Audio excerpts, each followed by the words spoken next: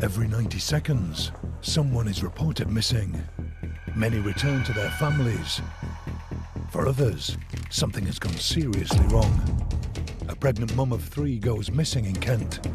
There was no chance ever that girl was leaving those boys, ever. The police search was extensive. We all tried to think where she might go.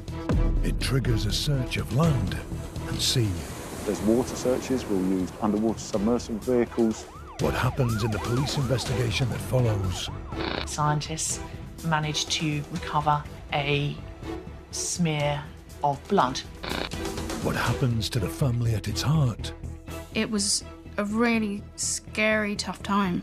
When missing turns to murder.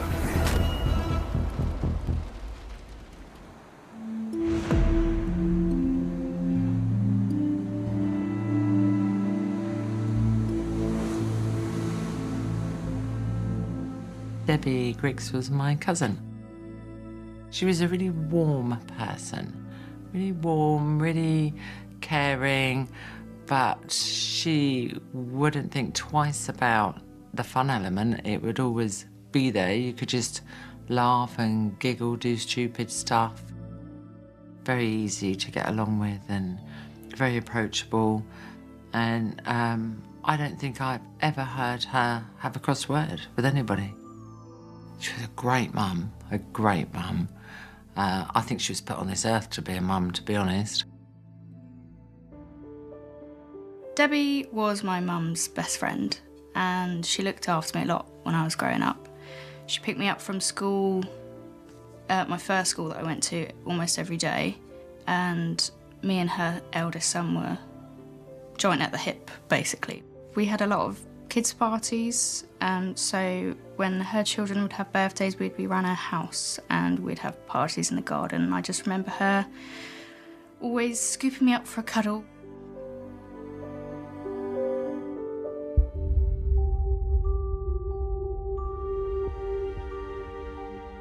It was clear that everybody loved Debbie.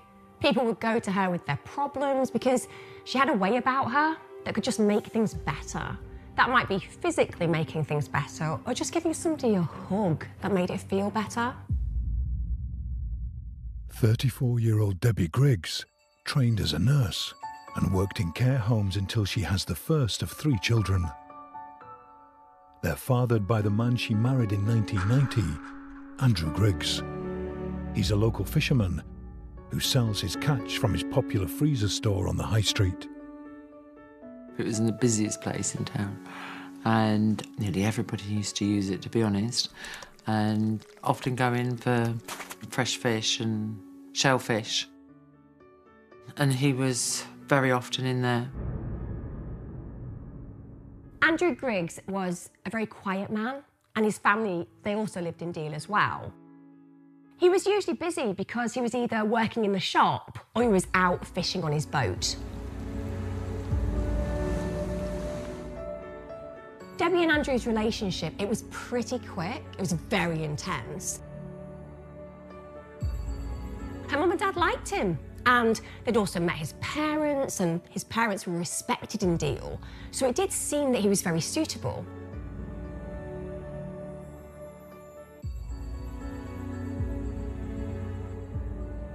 I think the first I remember about Debbie and Andy was being surprised that they were engaged, because I'd heard a few rumblings about Andy and they weren't pleasant, because I knew a couple of friends who'd actually had dates with him, and both friends had said they never got past one date because he was an angry individual. But Debbie falls for Andrew, and they marry. Everybody in the whole world has seen her wedding photos. She looked happy. You know, she looked ecstatic. You wearing that dress for a bit then? You take it out the case. All right. So when you... I've just always remembered her as just being a mother figure to me. She was just like a mum. Then she had the boys. The boys were lovely. You know, they were happy-go-lucky little boys. Postnatal depression, it was a problem for Debbie, but she was strategic. So when she experienced it, she went and saw a doctor, which helped her recover. Despite her ups and downs, Debbie becomes expectant again with baby number 4. But the news isn't welcomed by her husband. In a sudden change of character, he claims that the unborn baby is not his, nor their previous child. But in reality, it is Andrew who has been embarking on an affair. Debbie became suspicious that Andrew was having an affair. She'd seen what she considered to be really inappropriate behaviour with a young girl, and she asked him right out, "Are you sleeping with her?" Now, he told her he wasn't, and that even though they were close friends, he wouldn't see her anymore. A distraught Debbie, expecting their 4th child, tries to put the affair behind them. Then she finds out that Andrew had started seeing the girl again. I don't think he was even trying that hard to hide it. And I don't know how long she would have put up with it without realising, you know, maybe the boys and I are better off without that kind of a role model. Because he was quite aggressive. If he thought that things were not going his way, he was a bully. Now in her 3rd month of pregnancy, despite the increasing lies and turmoil, Debbie tries to keep her marriage and family life on track. She looked real down, as though nothing was going well for her. Debbie was doing all the typical mum stuff. She was taking her children to a birthday party, arranging to go to mother and toddlers the next day, and she was sorting times for that. That was on the 5th of May.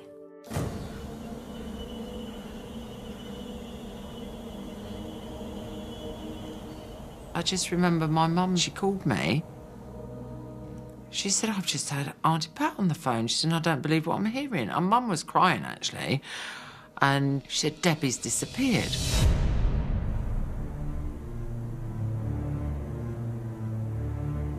Debbie's family rang friends in London. They contacted everyone she knew. No one had seen her. She'd totally vanished. There was no chance ever that girl was leaving those boys, ever.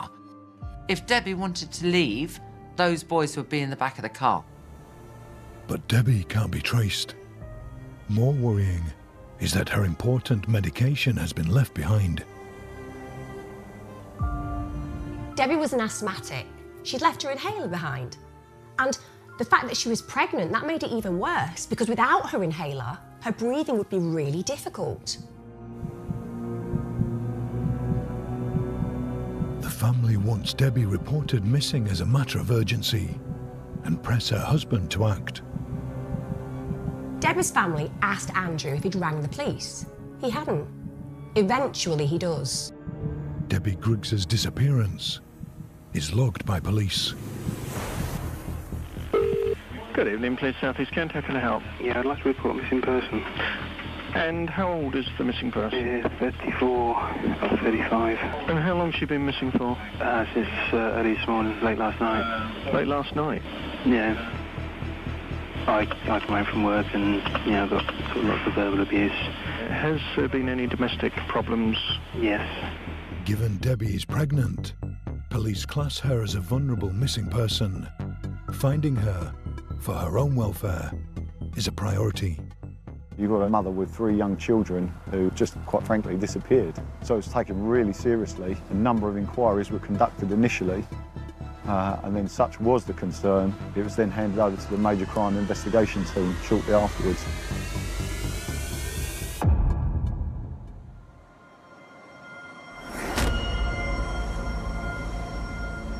Four days pass. Debbie fails to contact anyone and there are no sightings of her. Debbie didn't take any clothes. She didn't take any of her jewellery. She didn't take anything with her. We all got in cars. We all tried to find her car. We all tried to think where she might go. I kept asking, where's Auntie Debbie? Where's Auntie Debbie? I miss her. And I was just told by my parents that Debbie's missing and we're looking for her. It was a really scary, tough time. I saw her... Sorry.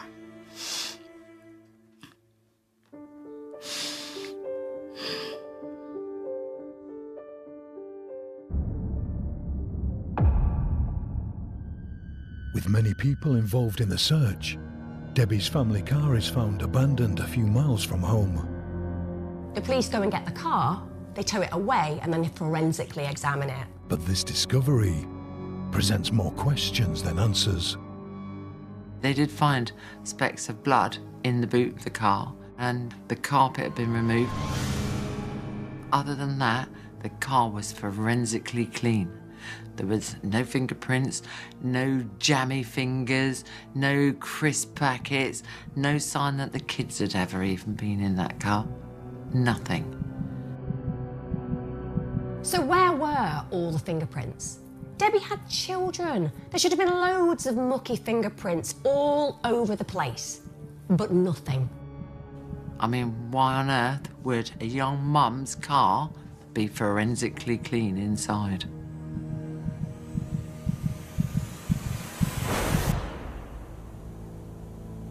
The police searched the fields behind in minute detail. There was lots of people looking for her. Her parents were always looking for her. Kent police increased their search efforts. From a range of particular resources we can use, we'll use specialist search teams. If there's water searches, we'll use underwater submersible vehicles, we'll use divers if required, specialist search teams, dogs. I remember a lot of papers, things on the news. There was even divers that had gone into the sea looking for her. Debbie's disappearance was understandably big news. It was in the newspapers, on local TV, so many appeals for information about Debbie, but no one knew where she was. Working with police and media, Debbie's mother herself makes a televised news appeal. And because her daughter is pregnant, local maternity units are also notified.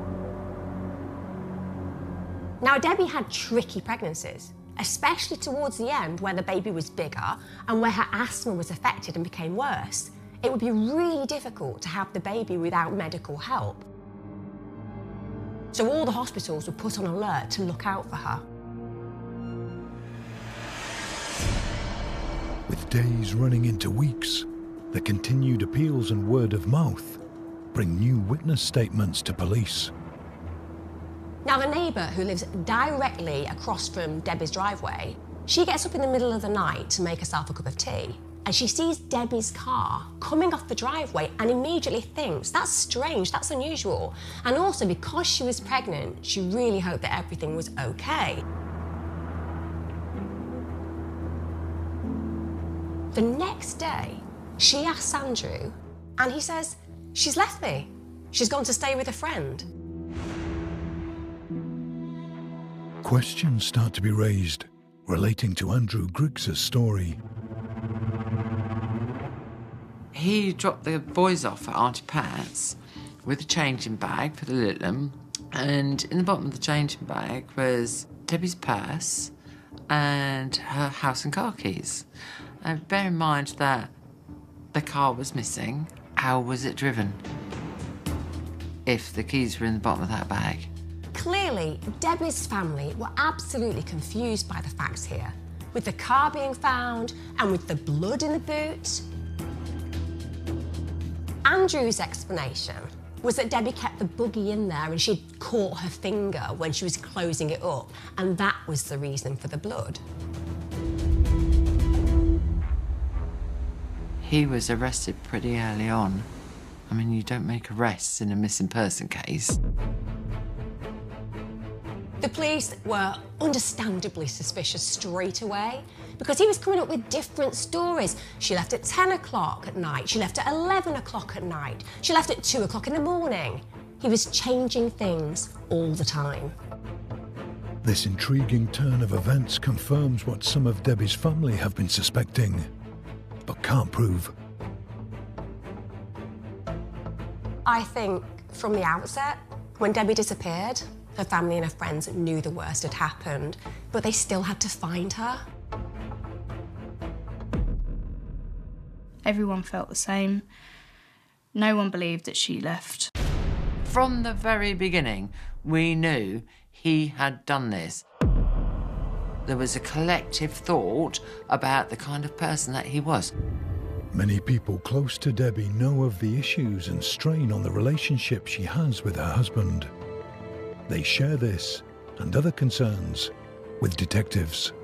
Clearly, as we can imagine, families are a very emotional time for them, and everyone will have a view and everyone will have some information and some ideas of what might have happened. We will take any information from anybody. We'll assess that information and we'll make an assessment of the credibility of it. Will it get us to the answer of finding, in this case, Debbie? Andrew was a very busy person. He was at the fishmongers working, he was on the boat fishing. He'd come home at night, read the children a bedtime story, put them to bed, then he'd go out. So Debbie was on her own a lot. And having not long suffered from postnatal depression, it clearly wasn't a great time. The family say that they did see at this point cracks begin to appear in their relationship. I think she wanted more input from her husband. She wanted him to be more of a family man. She wanted the kids to have that father figure, you know, that mother, father and kids all together thing. And no, I don't think she was happy at all. Now, Debbie distressingly knew that her husband was having an inappropriate relationship with a very young girl. When she confronted him about this, he promised her that he would stop, that he'd behave, that everything would be all right. But he didn't stop the relationship, and he continued to lie. In fact, he even took the girl to the fishing club, parading her in front of everyone there. And they were all asking, "Where's Debbie?" To which he just replied, "She's with the children." While Andrew Griggs is out showing off the young girl he's spending time with, a heartbroken Debbie turns to her close friends for help and comfort. I remember a time when Debbie came around the house and I could hear from the top of the stairs that she was quite upset. And I wanted to come down and see what was happening, but my mum asked me to go back upstairs, so it was quite clear what was wrong. After Debbie found out that her husband had had an affair with an underage girl, she was quite clearly round here, consoling my mum about how she felt. I know she was pregnant, but I think possibly that was a last-ditch attempt to keep the family together. So Debbie realised at this stage there was no stopping it. There was no saving the marriage anymore. So rightly, she told him to leave. With police now having a clear picture of Andrew Griggs's tempestuous life, they strongly suspect foul play.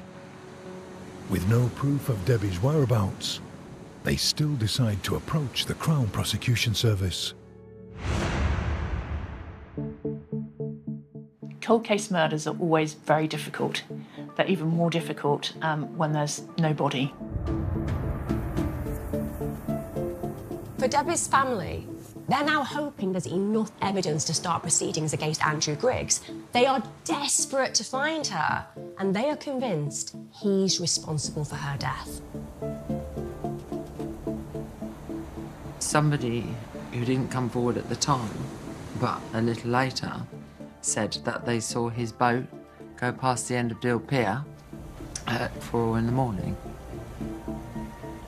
Andrew was always fishing. He was always busy out fishing. I didn't ever really see him much growing up because he was always out fishing. So he knew the sea like the back of his hand. So if there's anywhere that he would want to hide a body, He would choose the sea. I think he knows exactly where to hide a body. Before any case can be charged, we have to apply what's called the Code for Crown Prosecutors, which comprises 2 tests. The first is the evidential test, which means there has to be sufficient evidence to provide a realistic prospect of conviction. And once that test is met, we go on to consider the second test, which is called the public interest test. Both tests must be satisfied. At that point, my colleagues decided that there was insufficient evidence to proceed to charge any individual with offences in relation to her disappearance. We had lost hope. You just felt that, as if life wasn't unjust enough by having this happen to Debbie, now they're not even going to pursue it. Debbie's family must have been at their wits' end. How could they prove that he'd killed her? How could they get him locked away as he deserved? They must have felt powerless and totally unable to get the answers that they needed anywhere. The prime suspect, Andrew Griggs, is free to go. Not long after Debbie disappeared, Andrew sold his and Debbie's home and moved to Dorset with the boys. And it just made me angry and frustrated, especially finding out as an adult that he had lied to his children. Because we still went to visit the children quite often, and we would never talk about Debbie going missing or anything, because we loved them and we didn't want to bring it up. We just wanted to see the children and spend some time together, so we never spoke about it, really. Despite Griggs moving away, close friends continue to keep in contact so they can see Debbie's sons as they grow up. But that suddenly ended. There was no more phone calls or anything. It all just stopped. Imagine those poor boys, totally confused as to what had actually gone on and why their mother would just abandon them. Debbie's children have been lied to by Andrew Griggs their whole life. They have been told all sorts of things about Debbie. The worst one, her being insane, which is just not true. He quite often would tell them things like she was a nasty mother, she was an angry mother, and I never remember her ever getting angry, ever. I was quite a dramatic child, and she would never get angry at me, she would never shout at me. She was always just lovely.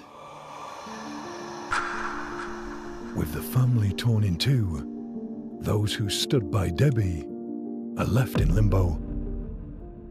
One day, 1 hour, just rolled into the next and the next and the next, and it was suddenly that day that she disappeared was now a year, and another year, another year, and another year, and then suddenly Uncle Brian was saying, we've got to put this to bed.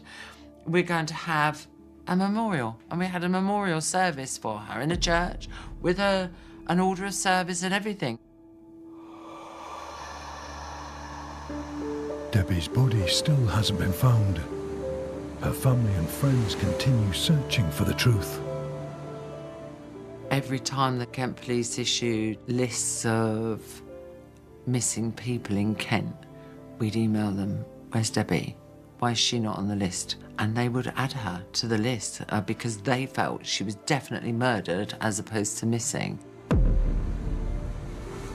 Family members set up a social media page called Debbie Elizabeth Griggs is Missing. They want to keep the story of her disappearance in the public eye. That didn't only post on anniversaries, that was kept all the time. It was constantly posted on. People were invited to post memories about Debbie, any pictures, as well as any information they thought that they might have. Obviously, it was aimed at pressure on the police or the CPS. You know, any publicity in something like this is good publicity. But the passing of time doesn't mean Debbie's case is closed. All murder cases or serious crimes are kept under constant review by the police, and most forces have a cold case team which will periodically review cases. This was one of those cases where the police continued to review it. To give Kent Police their due, they never dropped it.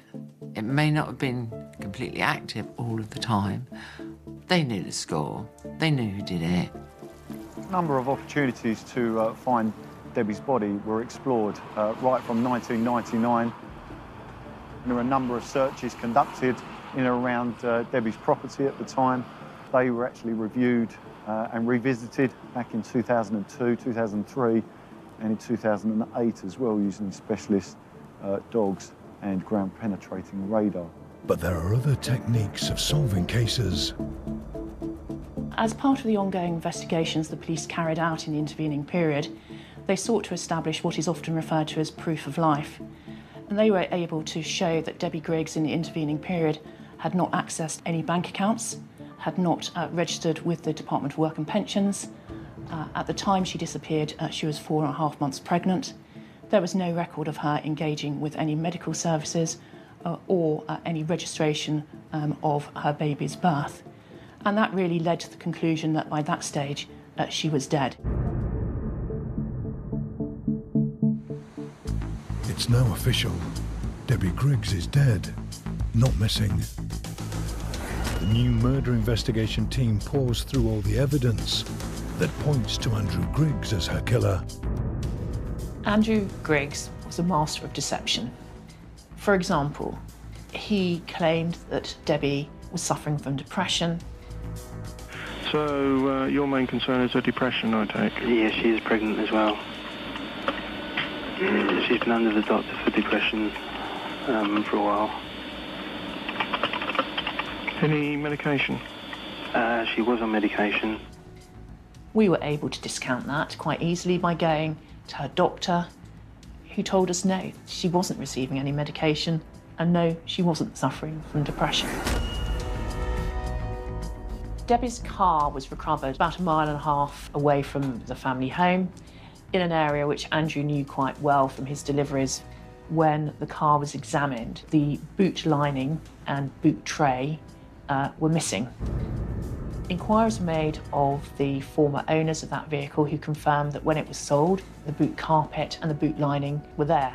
Further investigation by the forensic scientists managed to recover a smear of blood. It was found to be Debbie's. The logical conclusion to draw is that the reason the boot liner and boot tray were missing was because they were covered in Debbie's blood. And they were disposed of by Andrew.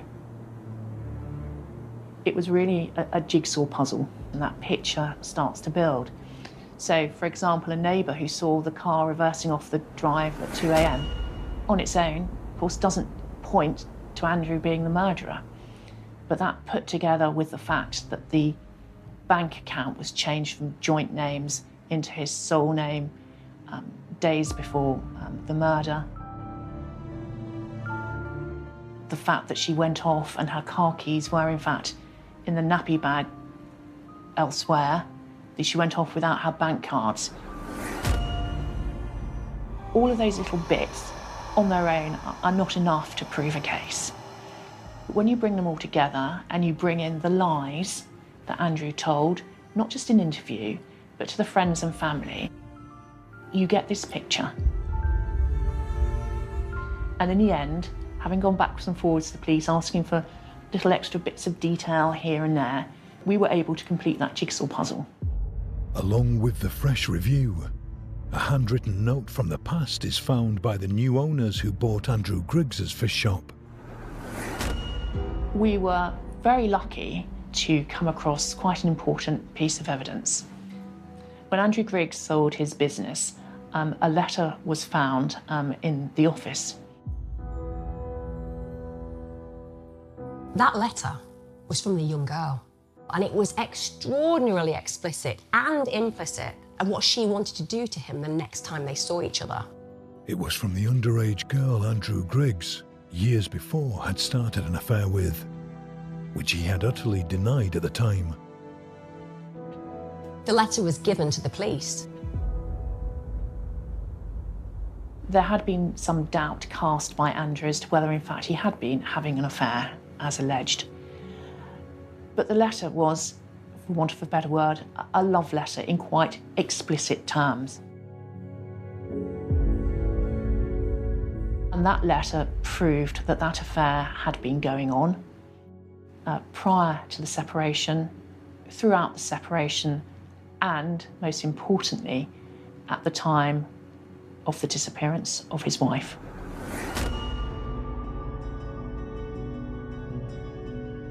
They called in the girl, and they called in Andrew again. They asked the girl if she'd had a relationship with him, and she denied it.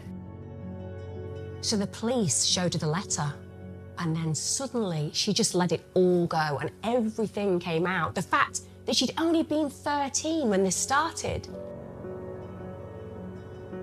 He'd been lovely to her, he'd taken her out on his boat, bought her things, and eventually he'd manipulated her into a sexual relationship.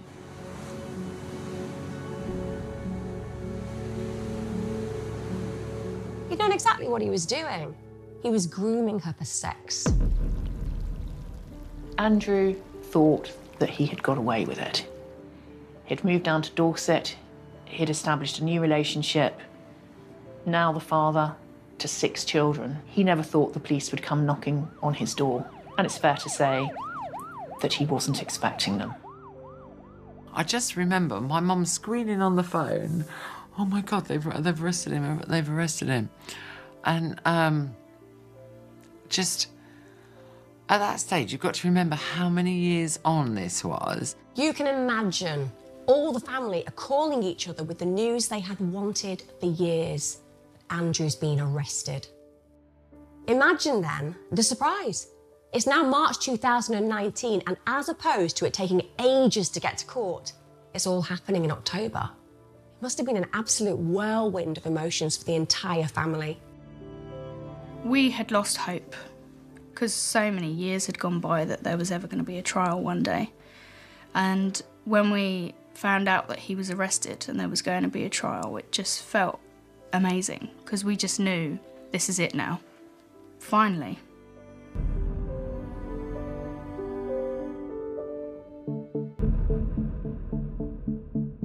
It's an astounding 20 years after Debbie went missing that the trial for her murder begins. Sadly, by this time, Debbie's mother has passed away. But for the rest of the family, they attend court to finally see Andrew Griggs in the dock. He appeared for what's called a pre-trial preparation hearing. And at that hearing, he entered his not guilty plea. Even surrounded by all of those people, Debbie's dad, her brothers, her friends, her son, and police and witnesses and so on. I attended a few days at the trial. They were shocking. There was things I didn't even know, things like the love letters. I didn't know anything about them. The atmosphere was, it was just very scary to experience that and even see him again. He didn't really look at me. He didn't look at anyone. During proceedings, more details about how Griggs treated his wife when she was alive are presented. Some of it includes written extracts from a diary she was encouraged to keep by her divorce lawyer.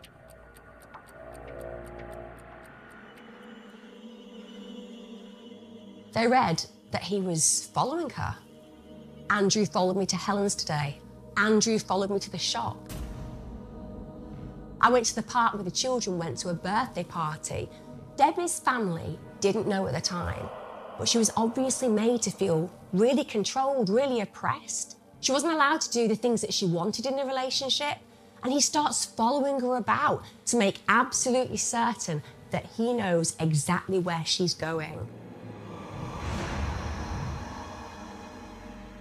They'd seen Debbie's affidavit that she wrote when she was getting the divorce, explaining why she wanted it.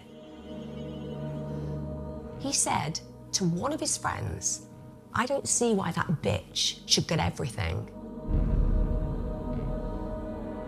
Debbie was divorcing him because she found out he's playing away from home and won't stop. But as soon as the proceedings started, his solicitor says to him, "You do know she's entitled to half the house, which she will probably get to keep because of the children, half the business, half the bank accounts, half of everything." Andrew then starts wooing her again. He starts taking round flowers, offering to put the children to bed, reading them stories, bathing them, basically doing things with the children so that finally Debbie can get a little bit of a break. And Debbie eventually caves in, says, "Let's give it another go because we've got the baby to consider and we've got the children to consider." It was very clear from what had been read out in court that he was as far away from being a good husband as anyone could imagine. He fully controlled the finances, he withheld money from Debbie, and that's coercive control. And one of those incidents relating to money was dramatically captured by cameras in Griggs's fish shop. So Debbie goes round to the shop one day. This is when they'd split up and she's pregnant. She asks for some money for school shoes for one of the children. He says no. He said he hadn't got it. Says that she couldn't have it. So Debbie, understandably, opens one of the tills, goes to take the money out of it. Andrew was having none of it. She actually managed to get some coins, but the rest of the coins went all over the floor. Debbie ends up biting Andrew's arm because she's trying to get away from him, and he pushes her. And of course, she's pregnant, so she's trying to defend herself at the same time. Everyone in court is shown the video footage of Andrew Griggs, then kneeing his pregnant wife in the stomach during the altercation. And I was watching how cold and how unemotional and detached he was from everything. And I just kept wondering how long he'd been like that, how Debbie had managed to live with him if that's how he'd been throughout their married life.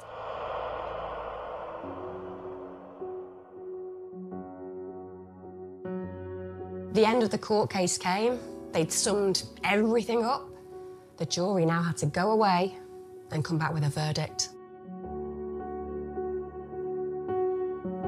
Once the jury retire, there's always a sense of relief because you've done as much as you possibly can. There's no more evidence you can put before the jury. The job is done. You're now leaving your case in the hands of 12 men and women for their decision as to whether a person is guilty or not. Imagine the trauma for Debbie's family. The jury have retired. It all hangs on their decision. And then they're called back into court.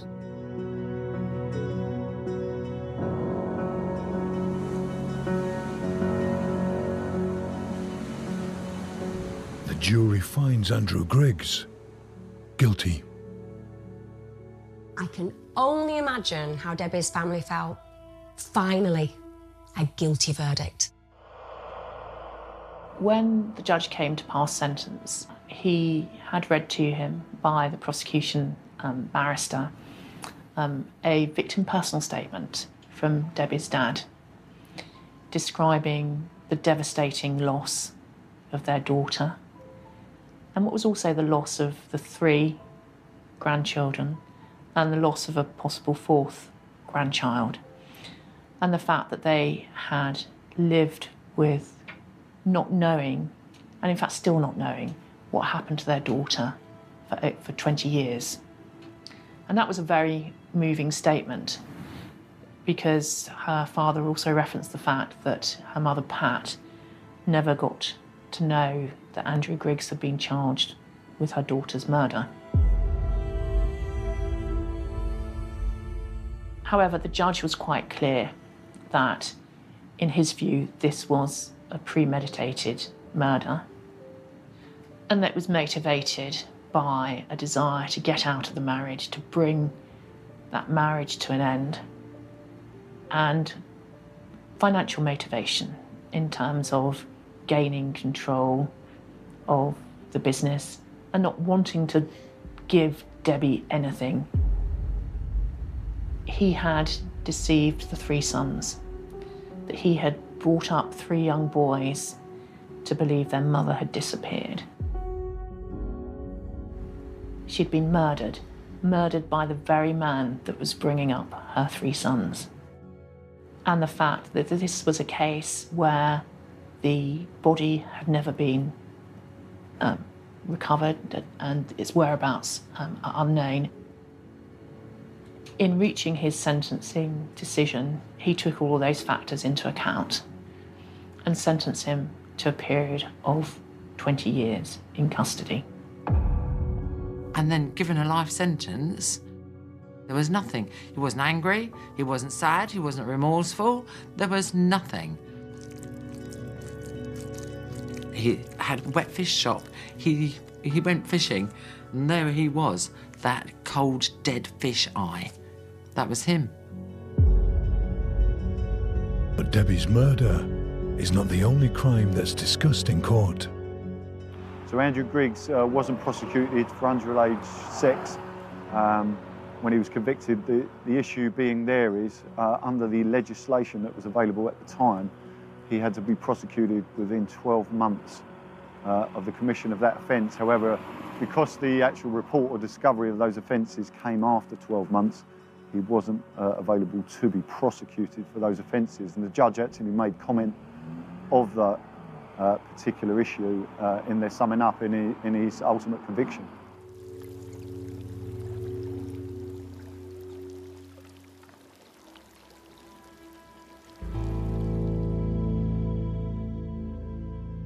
I would want people to know that Griggs is pure evil in my eyes. He's an evil, selfish man. Debbie was lovely and an incredible mother, fun, just amazing to spend time with her, really. And I really wish that everyone felt that way, especially the children. I wish they knew how much their mum loved them.